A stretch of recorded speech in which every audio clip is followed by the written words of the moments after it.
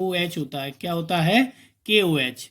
Potassium hydroxide आपका के O H होता है। इसके बाद उसने कहा कि हाइड्रोजन गैस देती है, प्लस में क्या देती है? Hydrogen gas. क्या देती है? Hydrogen gas plus H2। आप सब चीज इसमें बैलेंस कर दीजिए। यहां पर के ओ एच, के एक था, के एक आ गया, ओ एक था, एक ओ आ गया, लेकिन आपके एच बैलेंस नहीं हो रहे हैं।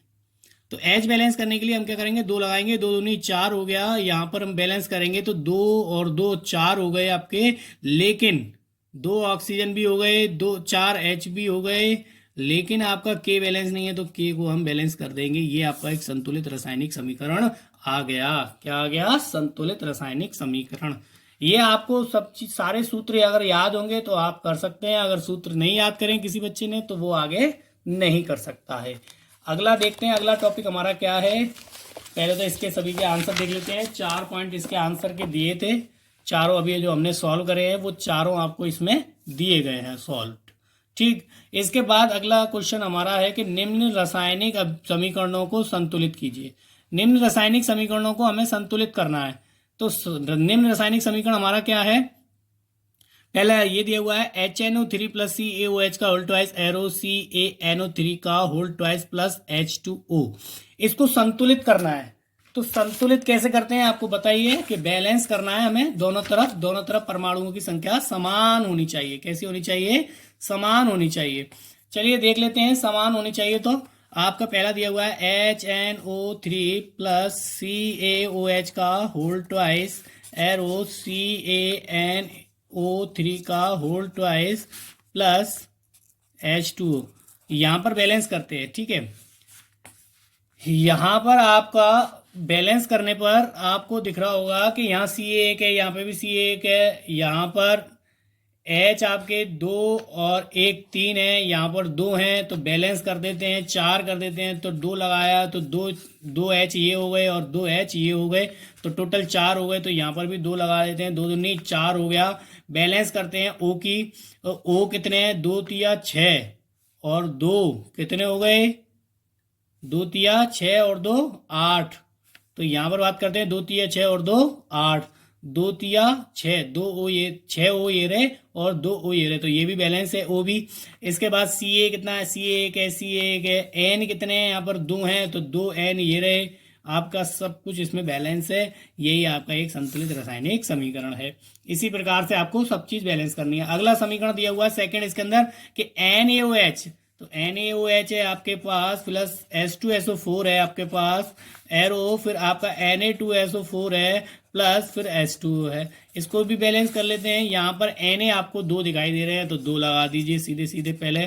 तो दो जैसी Na लगाए आपके पास, तो आपके यहाँ पर H जो है दो हो गए। कितने हो गए? दो और दो चार, तो दो दूनी चार हो गया। जैसे ही आपने दो लगाया यहाँ पर, तो दो O भी हो गए, दो O ये रहे। SO4 की बात करते हैं तो SO4 एक था तो एक SO4 आ गया। Na दो थे तो दो Na आ गए। मतलब संतुलित रासायनिक समीकरण हो गया। सब चीज बराबर है, दोनों तरफ एरो से पहले और एरो के बाद दोनों चीजें बराबर होनी चाहिए, जब भी संतुलित रासायनिक समीकरण कहलाता है। इसके बाद हमारा तीसरा समीकरण है NaCl plus AgNO3, AgNO3 arrow AgCl plus NaNO3। आपको दिख रहा होगा कि ये समीकरण तो पहले से ही संतुलित है। Na एक है, एक Na है, Ag एक है, Ag एक है, Cl एक है, Cl एक है, NO3 एक है, NO3 एक है। तो ये एक पहले से ही संतुलित समीकरण है। तो आपको सेम इसी प्रकार से लिख देना है जैसा कि हमने लिखा है आंसर में। इसके बाद चौथा है आपका BaCl2H2SO4 BaSO4 प्लस HCl। तो इसको जरा देख लेते हैं कि यहाँ पर चीजें बैलेंस हैं कि नहीं है। एक है, एक है आपके पास, SO4 एक है, SO4 एक है। H आपके पास दो है, यहाँ पर भी H, यहाँ पर Cl दो है, यहाँ पर H एक है, Cl एक है। तो हमको बस सिर्फ H और Cl बैलेंस करना है। तो हम इस यहीं पर आपको आंसर के अंदर बता देते हैं कि Ba एक है, Ba एक है, SO4 एक है, SO4 एक है, लेकिन H दो है, Cl दो है, तो यहाँ पर 2 लगा देंगे। क्या लगा देंगे? 2। तो 2HCl। ये यहीं पर समीकरण संतुलित हो गया। इसके बाद आपका इस आज के टॉपिक में लास्ट क्वेश्चन है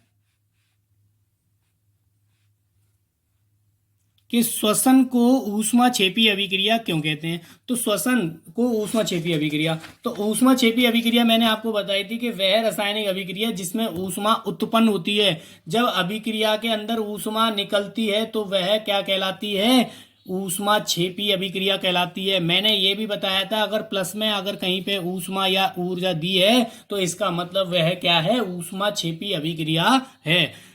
श्वसन क्या होता है, श्वसन क्या होता है बेटा, जो हम खाना खाते हैं मुंह से लेकर गुदा द्वार तक जो क्रियाएं सारी पेट के अंदर होती हैं, यहाँ मुंह से लेकर पेट के अंदर तक जो भी जितनी भी क्रियाएं होती हैं वो सब क्या कहलाती हैं, श्वसन के अंतर्गत आती हैं। श्वसन सांस लेना नहीं होता है, श्वसन का मतलब होता है जो हमने खाना खाया मुंह से लेकर पेट तक जो खाना जाएगा और उसके अंदर जितनी भी जो क्रियाएं होती हैं उन सभी के योग को श्वसन कहते हैं। श्वसन एक क्रिया है, श्वसन क्या है, एक क्रिया जो भोजन को हमारे मुख के द्वारा पेट तक पहुंचाने की क्रिया है। श्वसन के दौरान हमारे शरीर की कोशिकाएं खाद्य पदार्थों के रूप में उपस्थित, अब खाद्य पदार्थ जो खाना खाते हैं उसमें ग्लूकोज की मात्रा होती है, क्या होती है, ग्लूकोज उपस्थित, ग्लूकोज ऑक्सीजन से सहयोग करके, अब खाना खा रहे हैं आपको मालूम है, ऑक्सीजन ग्रहण कर रहे हैं, कार्बन डाइऑक्साइड निकालते हैं, आप सभी को मालूम है। जब ऑक्सीजन ग्रहण करते हैं तो ऑक्सीजन से सहयोग करके जो उपस्थित जो भोज्य पदार्थ होते हैं हमारे पेट में जाते हैं वो उसमें जो होता है ग्लूकोज होता है, वो ऑक्सीजन से सहयोग करता है, सहयोग मतलब जुड़ता है, और जैसे जुड़ के क्या करता है वो कार्बन डाइऑक्साइड तथा जल के साथ साथ ऊर्जा भी उत्सर्जित करता है। अगर हम भोजन खाते हैं तो हमें एनर्जी आ जाती है, नहीं आ जाती है, वही कहने का मतलब है कि अगर हम खाना खाते हैं तो वो ऊर्जा निकलती है, ऊर्जा उत्पन्न होती है जिससे हमें काम करने की भी शक्ति मिलती है। यही इस कारण क्या है, ये श्वसन एक ऊष्माक्षेपी अभिक्रिया होती है। कैसी होती है, ऊष्माक्षेपी। ग्लूकोज का सूत्र आपको दिया हुआ है C6H12O6 ग्लूकोज है, और ये आपका C6CO2 प्लस 6H2 ये कार्बन डाइऑक्साइड और हाइड्रोजन में क्या होता है, अपघटित हो जाता है या टूट जाता है, के साथ साथ ऊर्जा भी उत्सर्जित करता है, बनाता है, ये इनके साथ ऊर्जा भी बनाता है, यानी कि ऊर्जा एनर्जी हमें देता है। तो कहने का मतलब है आज आपका टॉपिक बहुत अच्छा रहा होगा, समझ में सभी को आया होगा। अगर किसी भी बच्चे को कोई भी डाउट है तो वो अपना प्रॉब्लम पूछ सकता है। ठीक, थैंक यू।